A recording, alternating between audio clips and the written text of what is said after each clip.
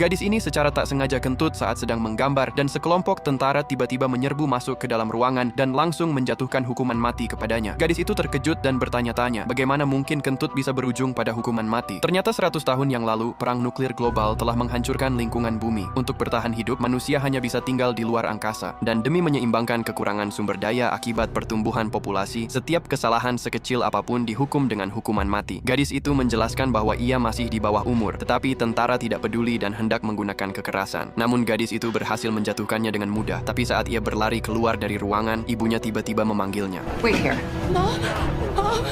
What's going on? Sang ibu dengan cepat menjelaskan bahwa ini bukan eksekusi, melainkan pemerintah sedang memilih sukarelawan. Mereka ingin gadis itu kembali ke bumi bersama 99 orang lainnya untuk memeriksa apakah radiasi di sana sudah aman bagi kehidupan. Gadis itu hampir menolak, tetapi seorang tentara di belakangnya menembakkan peluru bius. Ketika ia terbangun, ia sudah berada di dalam pesawat luar angkasa menuju bumi. Di sekelilingnya ada banyak anak muda seperti dirinya. Semuanya dijatuhi hukuman mati karena kesalahan kecil. Ketika mereka mendengar bahwa pemerintah telah menempatkan persediaan di bumi untuk 6 tahun ke depan, mereka semua bersorak kegirangan. 2 orang bahkan langsung melepas sabuk pengaman dan mencoba berjalan di luar angkasa. Tapi detik berikutnya, salah satu tali parasut putus dan pesawat luar angkasa kehilangan kendali dan jatuh dengan cepat. Untungnya roket pelambat menyala tepat waktu dan pesawat mendarat dengan selamat. Gadis itu segera memeriksa 2 orang tadi, tetapi mereka sudah meninggal. Yang lain tampaknya tidak peduli dan hanya ingin menjadi orang pertama dalam 100 tahun yang menginjakan kaki di bumi. Gadis itu hendak memperingatkan bahwa udara mungkin masih beracun, tetapi seorang anak laki-laki yang ceroboh langsung membuka pintu. Dalam sekejap semua orang terkejut melihat sinar matahari alami di depan mereka. Yang terlihat hanyalah kehijauan. Orang-orang berlari ke dalam hutan seperti belum pernah melihat dunia sebelumnya. Hanya gadis itu yang menyadari bahwa mereka mendarat satu gunung jauhnya dari titik yang direncanakan. Jika mereka tidak sampai sebelum malam, mereka semua harus tidur dalam keadaan lapar. Namun yang lain belum selesai bermain dan bahkan memaksa gadis itu untuk mencari makanan. Gadis itu tidak punya pilihan dan membawa beberapa dari mereka untuk pergi. Saat berjalan, ia merasa semakin aneh karena sepanjang jalan hanya ada tumbuhan dan tidak satupun hewan terlihat. Ia mulai berpikir bahwa radiasi di bumi mungkin masih belum aman. Tapi setelah beberapa langkah, mereka melihat seekor rusa sedang makan rumput. Namun baru saja merasa aman, rusa itu tiba-tiba menoleh ke arah mereka.